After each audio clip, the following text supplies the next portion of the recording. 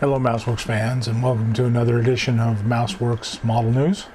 And this week's edition, the only real news I have right now is I've heard this through the grapevine, so pretty good sources, but I'm not can't confirm it for sure. But Testors Corporation has decided to, as a lot of you know, they're shutting down a lot of the Model Master paint series, which is unfortunate, but they have decided to completely shut down the Model Master International rack. If you're familiar with their FS colors and their military rack, there's actually two racks. One is international and one is just regular Model Master stuff, which has been picked clean because there's just stuff disappearing and not being produced. Well, they announced that they are not going to continue the Model Master International series, which is really too bad. The other thing that they're going to discontinue, which is really unfortunate, is they are not going to be marketing the Aztec airbrush anymore in any form. So they blame it on the consumer. I believe that there's a little bit there, but there's also a lot of blame on the direction of the company, that they want to go more into the craft area.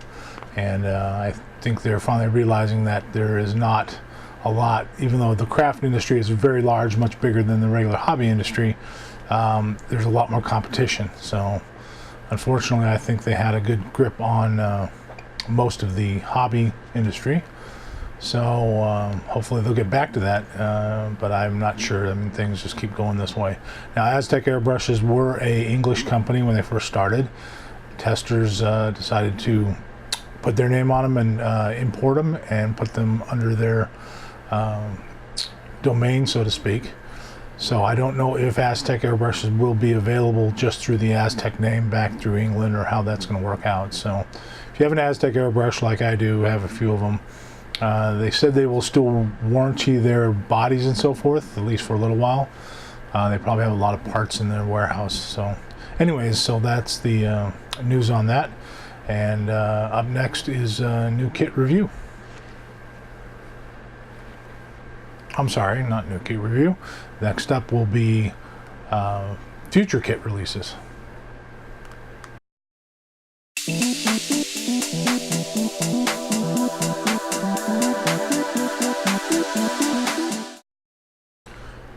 Hello again, Maus Werx fans, and welcome to the future kit releases. And for this week, I've got a few of them. Most of them are by Trumpeter models, since they are so prolific in their releases. But anyways, the first one up is Hobby Boss, which is part of Trumpeter. Is going to be doing a 1/35th scale Canadian Leopard C1A1, an early version of that one. Looks to be pretty nice. Their other Leopards have been pretty decent, so we'll be looking forward to that one. Next up, I did announce this before, but we finally got some box art on the Trumpeter 35th scale TOS-1 rocket launcher, or what they call as a fire piece of equipment. And it actually is a little different than the first TOS-1. This is a version 2 with a different box for the actual missiles. So that'll be kind of interesting, but there's the box art. And next up is Trumpeter Models is going to be coming out with a 72nd scale MiG-31BM. And this should be pretty nice. They did some of the MiG-31s in 48 scale from Hobby Boss, so they'll be using some of the drawings and so forth techniques for this one. The 48 scale ones were very nice. The panel lines were very, very sharp, crisp, and not very deep, so they did a very good job on that. Hopefully they'll do that on the 72nd scale. Next up, Trumpeter Models is also doing a 35th scale JS5 to go along with their JS series. They're slowly connecting the dots and trying to get all the JS tanks out there, and even some of the ones that were just on paper and not actually produced or prototype produced. So that one will be pretty welcome. The next one is Trumpeter Models is coming out with a M4 combat and control C2V vehicle. This one actually looks pretty neat. It looks like it's based on a M60 chassis, so hopefully they'll be doing some other M60 work, but this will be kind of neat looking. Next up is RPG, who did a T80U a bit back and had some problems getting it out because there was supposedly missing parts in them, but they finally did get them out. It looks like a nice kit. They are going to be producing a 1/35 scale Mark 15 Sea Raven, I believe it is, weapon system, and this is basically kind of like the Sea Whiz system that's on board ships. It's kind of an odd subject in 35th scale, but there were some vehicles that actually had this unit installed on a flatbed trailer, so it'll be interesting to see what people come up with on this one for conversions. Next up is Gas Patch is doing 1/35th scale 50 caliber belts, and this is done with a 3D printing system. The picture shows that it is a 3D print. Hopefully it'll be really well done. It looks like it is, but we'll have to see, because 55 cal belt is pretty fine. Now the other thing is, if they do it in a nylon, you'll be able to put it wherever you want, instead of having to cut them up and then put where you want. So they hopefully will be pretty flexible. So that is about it for model news and new kit releases. So next up is going to be a new kit review.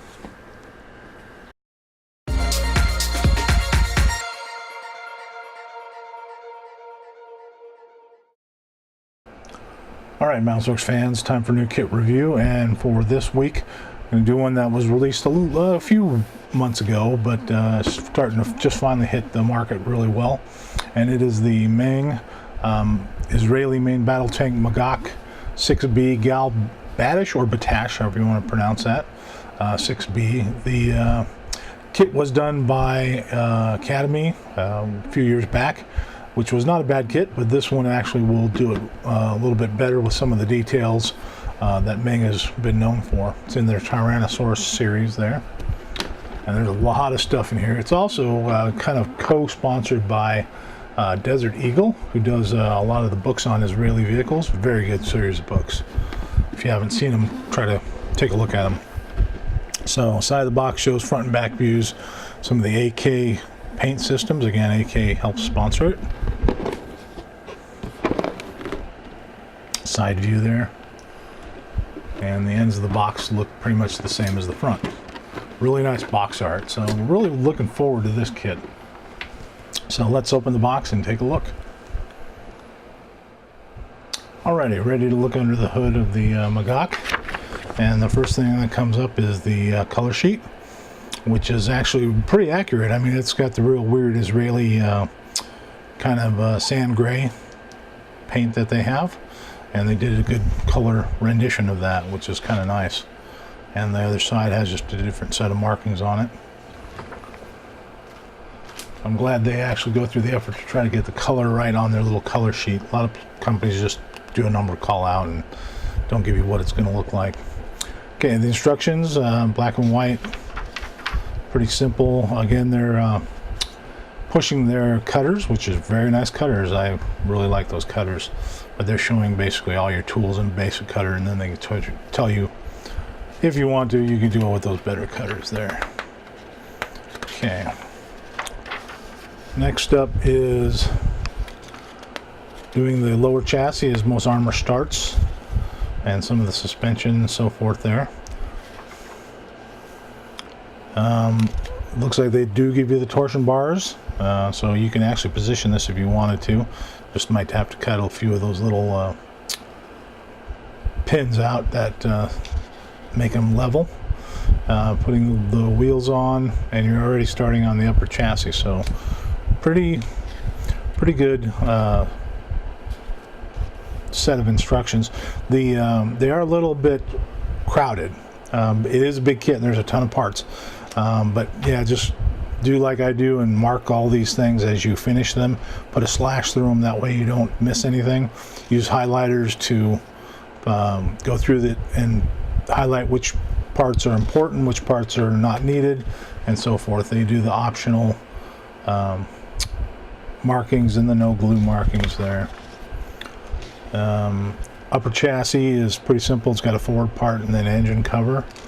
The back doors, which is really nice, they give you individual grills and exhaust detail on that. The big belly armor, one piece, that's nice. The sponsons are one piece. We'll make it a little bit easier to work with. And the air cleaners there. And you're already putting the sponsons on, so you're moving pretty quick on this kit. Frontal armor there. Not a lot of cutting or conversions. They did make this kit specifically for this vehicle instead of making an M60 that you have to convert. So you shouldn't have to do anything cutting wise or drilling. And these are the side armor pieces here. And one nice thing they have is the tow cables are fitted, so you don't have to worry about having copper cable or trying to do it yourself and have it really hard to where it doesn't look weighted. So those are actually plastic and they're preformed, which is nice. The upper turret, they do have you drill a whole bunch of holes in the upper turret because they do plan to do other versions, but that's about the only conversion that they have, it looks like. Putting on the reactive armor, which is really interesting that a lot of the companies actually make the turret and these pieces together. This way the turret is actually separate, so if you actually want to leave some of these off and show what the turret looks like, you can do that since it's a complete turret. There, you're putting on some more of it. Yeah, the one from Academy, I believe the bottom part of the turret has actually got the upper kick plates, if you want to call them that, of the armor there. So that one you cannot make as a regular turreted 6 version. The basket and the barrel's 2-piece. Kind of hard to do this one in aluminum, but there are some resin ones out there that are 1-piece that are pretty nice. These cables you do have to actually form there. And machine guns, which this thing's bristling with machine guns. And there is all of the sprue layouts, and the end with the some of the paint callouts. Okay, a lot of parts in this one, so I'll go pretty quick. There's some of the cable, the decals for the different markings for the different groups, and then some photo etched for the bottom of the basket. Okay, this is sprue D.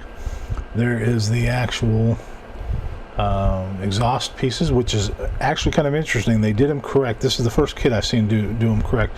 Some of these actually are angled down on the real vehicle, and so they actually molded some of them in the down position. So that's really interesting that they took note of that. Real clean slide molding on some of this stuff. All right. Next up is F. And that's got the belly armor. There's that armor, or the cables I said were pre-fitted for the front area. It does have a little bit of texture for the anti-skid, but I'll show you at the end of this video a little better way to do that.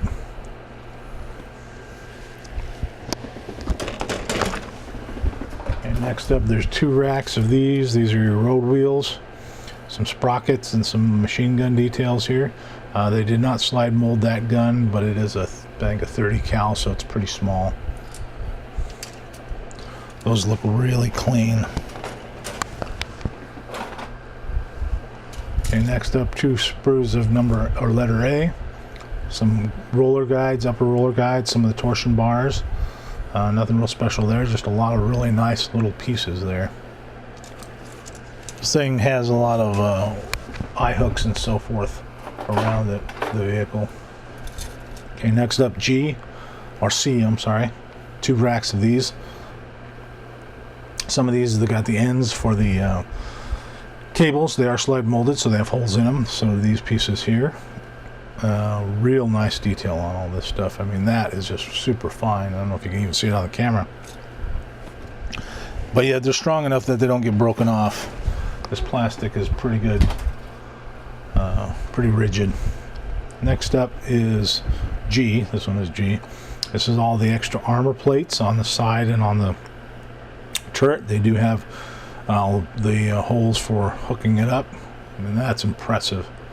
The molding of that with all the slide molding and sectional molding, that's really neat. Okay, next up is E, and that's got some of the textured canvas, which is kind of nice for the sides with the numbers on them. It's got the mantlet and some of the parts for the basket. It has slide molded air cleaners, so you get the detail on the sides instead of trying to have to build those with 3 or 4 pieces. And the barrels on that one too. Next one, there is, I believe, 4 of these. 1, 2, 3, 4. Yep, this is the track.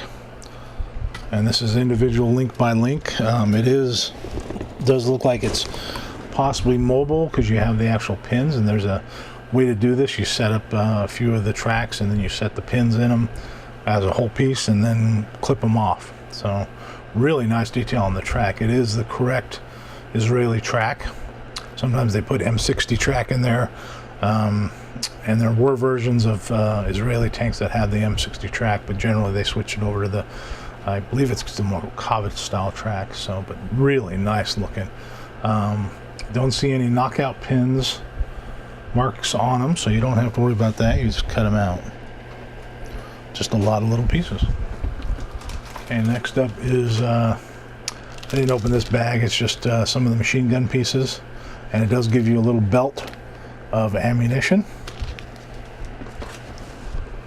Next up is the clear parts, and this has the actual jig for doing the track, where you actually put the pieces on and then slide those pins in, and then some vision ports and some headlamps. And here's something that's interesting. This is actually part of the mantlet cover and the gun, I don't know what you want to call that, but this little piece right there, it's done on a rubbery piece of sprue here. It is polystyrene, so this should glue with regular glue, not super glue. We'll have to find out what happens when I actually do that. This one, I don't know if this distorted. Doesn't look quite well here. It's got some slag. We'll just have to see. I think it's supposed to look like the other side here. So anyways, it is stretchable. If anything, if it's a problem, I will actually make this with putty, some Aves epoxy putty, especially if you want to change the position of the gun.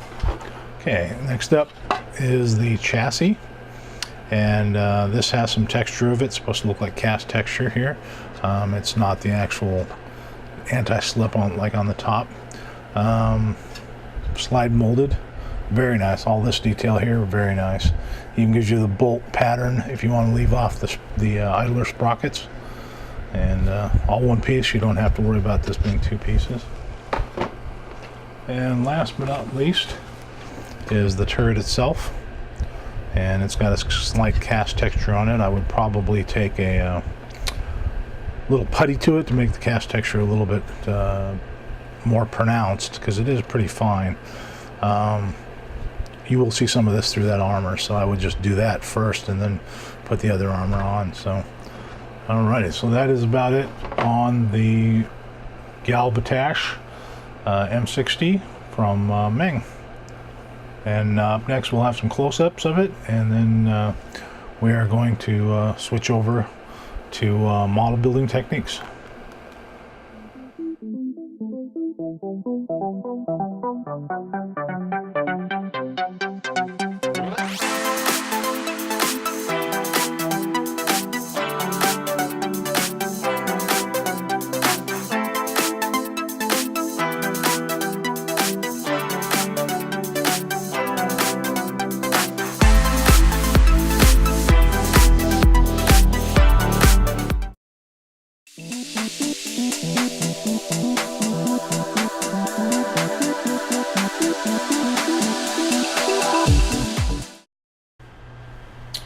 Okay, Maus Werx fans, it is time for the model techniques, and since we reviewed the Batash Israeli vehicle,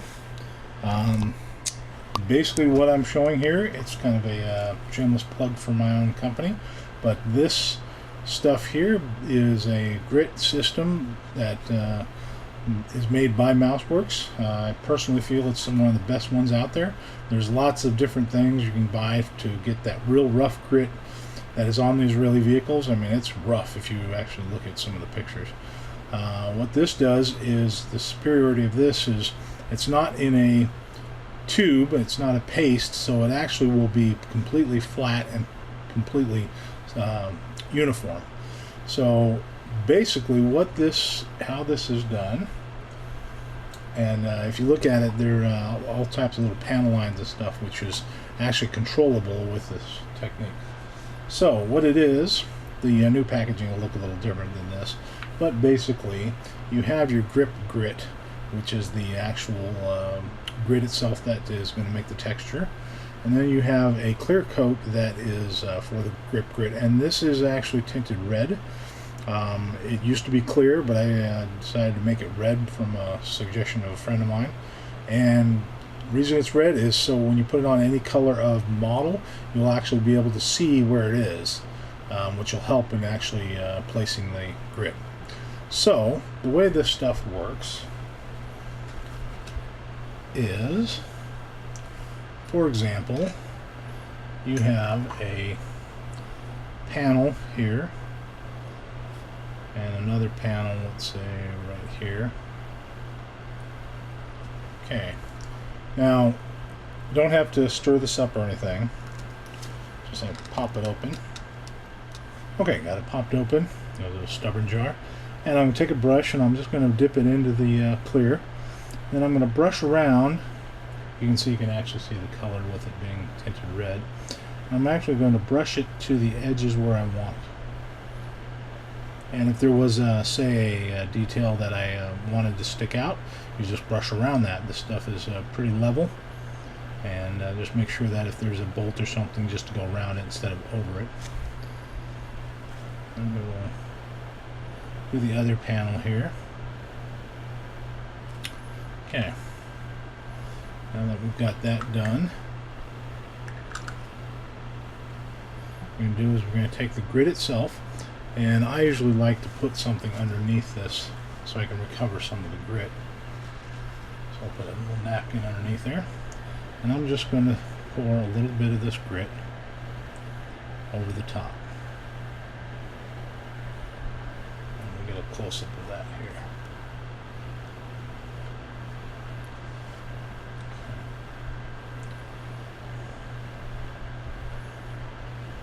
And I don't have to worry about how thick it is when I'm putting it on at first, because it's going to, the clear will level, and this will only apply itself to where the clear is.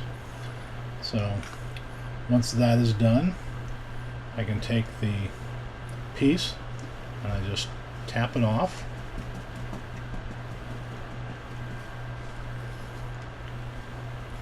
And basically I'm going to have a completely uniform, see if I can get a better shot here for you, a completely uniform one level of grit. So it won't be lumpy, it won't be crazy.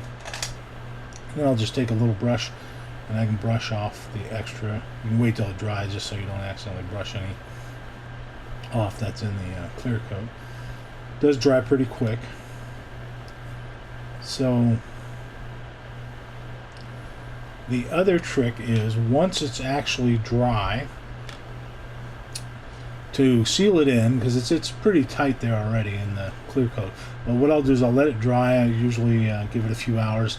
Then I'll take some of the clear and I will actually just put it over the top. You can actually airbrush it, but it's easier just to brush on. You can brush over the whole thing, and then that will actually secure the grit to the model itself and secure it to itself. If you do want to do say a Abrams that's a little less grit, you can actually do a couple coats of the clear, let each one dry for about an hour between coats, and that'll fill in some of the actual grit so it doesn't look so grainy when it's painted. So give you an idea, once it's all done, we'll bring back our Merkava here. And you can kind of see a close-up of it here. And basically I wanted to make it look a little chipped, so I just stippled the clear around here instead of just making sharp angles, and then it just held on wherever I put that stuff. If you want to fill it in, if you don't like it, you can actually just put some clear on there and then dump some more on there. Said it levels, so you will never be building up lumps and bumps on these. It is completely smooth, and you can see after putting the clear on, it does not scrape off. And this part here, like I said, you can do little damaged areas and so forth, and you can make sure that it doesn't get in any of these panel lines, which on the real tank they try to keep those free of it so they don't get hung up. In the front, this has actually got a primer coat on it. You can kind of see the difference. This is non-primer and that's primer coat. I did do a little scuffing of it that I wanted. I took some sandpaper and actually scuffed it, make it look like there was a crew that were moving around and tearing it up a little bit. But there you go. That's how you put on a really nice grip coat on your models. Again, super tough, super tough, super level. And I personally put a lot of effort into developing this system, so I do have this available at my Maus Werx website. Yeah, if you want to make a real decent one, use this stuff, or just use what's in the kit, the detail that's in the kit. And up next will be new gear.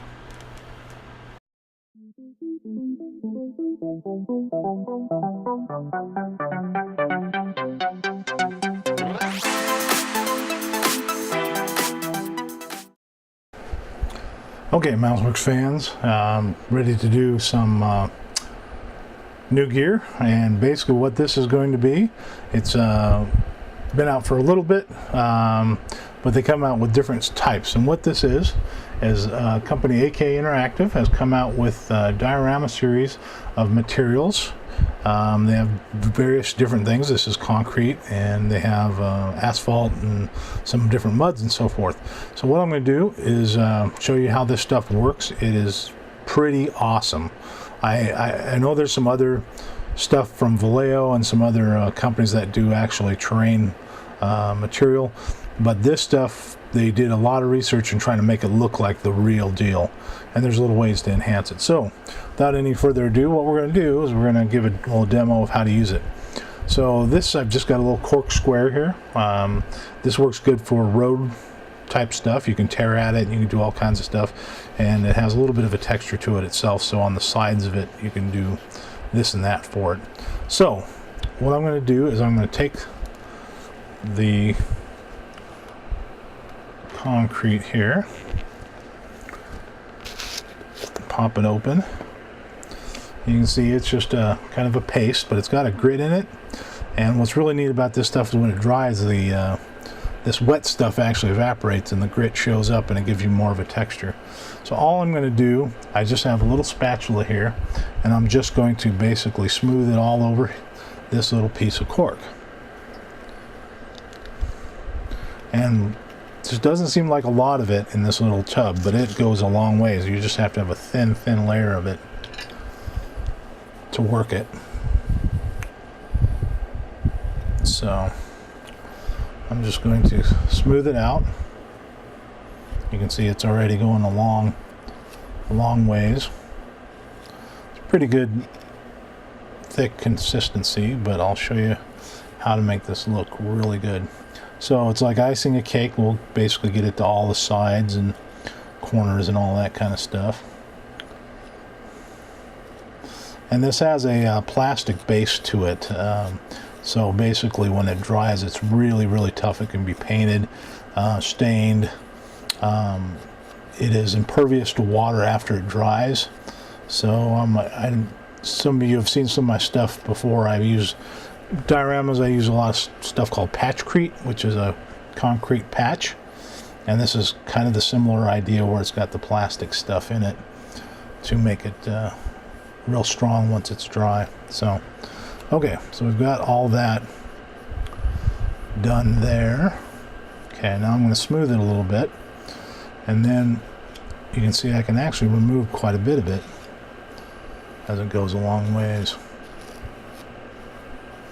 Okay, so now if I want to just crazy concrete, we can just leave it like that and let it dry.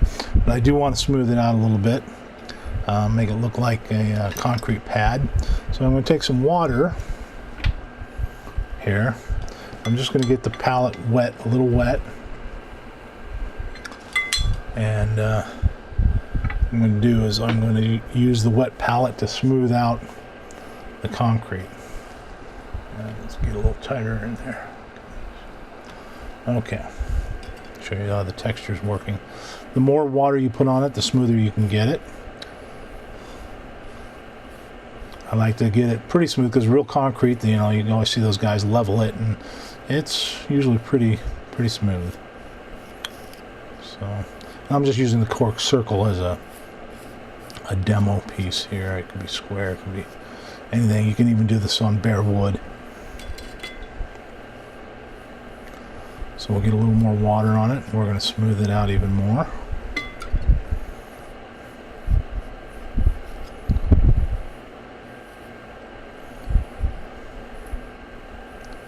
Okay.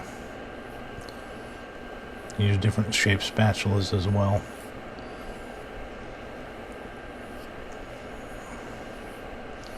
And we'll keep working it. So, okay. So we pretty much got it level. And one of the things at this point I can do, if I put holes in the cork or tore the cork apart, it could actually look like rough concrete.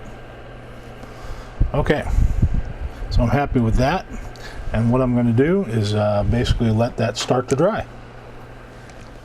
Okay, I've started to dry this out with actually a hairdryer just to speed up the process, but dried it a little bit, and at this point it's got a little bit of the wet consistency to it. And the reason I stopped here is now I can actually start putting some detail in this.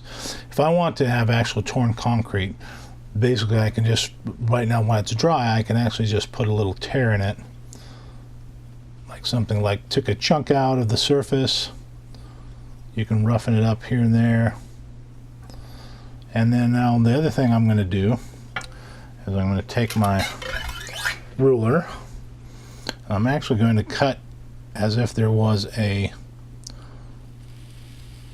piece in here for the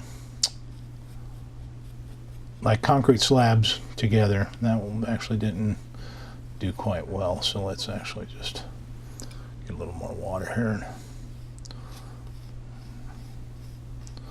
Okay, so what I'll do is I'll just use the knife here and basically come across like so, and then I'm just going to smooth it out a little bit from the furrows on either side. And this is actually going to give us basically a seam line where it's two concrete slabs coming together. You could even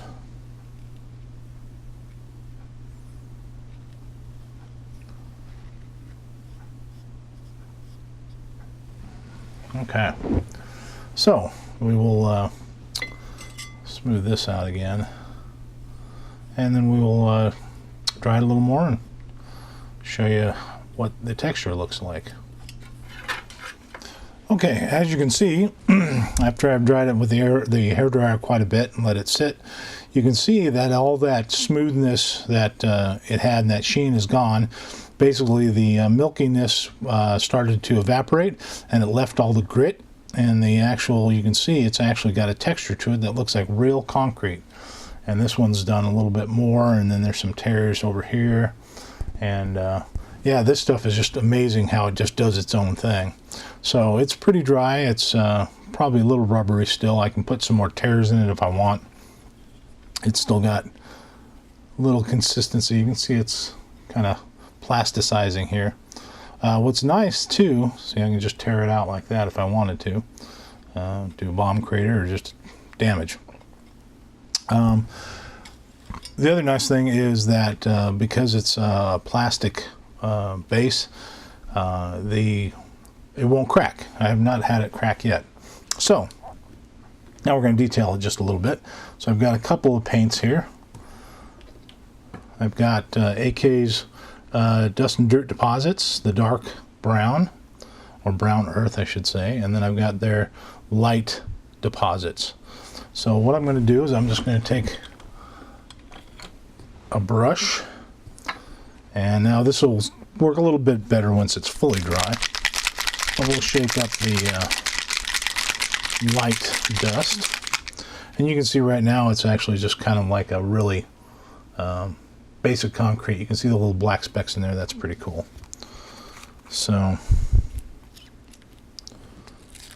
I'm going to open this stuff up. And this is an enamel, so brush it on fairly lightly. You can actually use enamel thinner if you want to thin it out as well. So what I'm going to do is I'm just going to dip my brush in there and just kind of run it here and there. You can also do this with pigments. It's a little random here and there. And then, now that it's kind of blotchy, what I'm going to do is I'm going to take the thinner and I'm just going to kind of blend it out.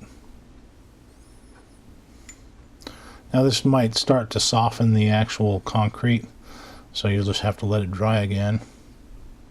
If it's fully dry overnight, then you shouldn't have the issue of it softening that. Just kind of random here and there.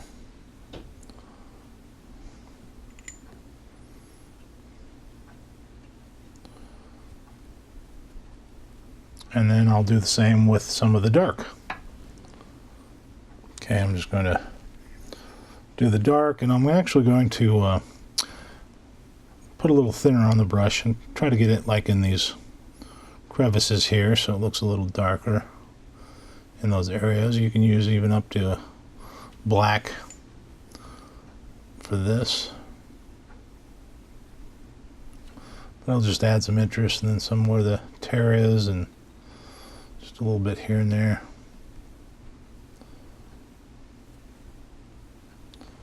And then again, blend it out with regular mineral spirits since there's a enamel. And this stuff, this dirt deposits, is basically pigment in a binder. So actually when it dries a lot lighter than what you're seeing here. So I'll give you an example of that as well. So,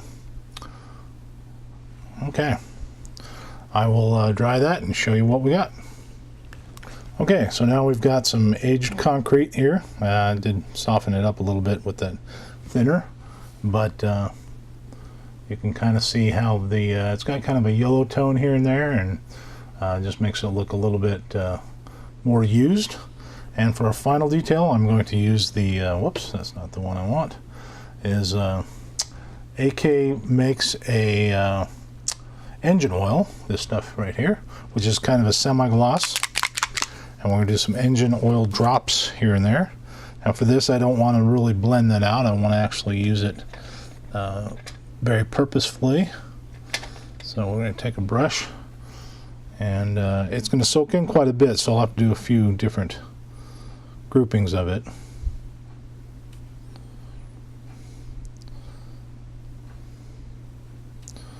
And this is actually good, so it looks like dried oil, and then if you put more over it and keep applying it, then it'll look wetter and wetter wherever the main spot of the oil is.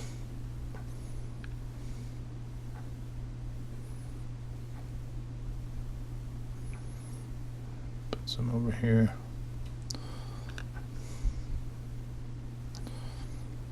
Alrighty.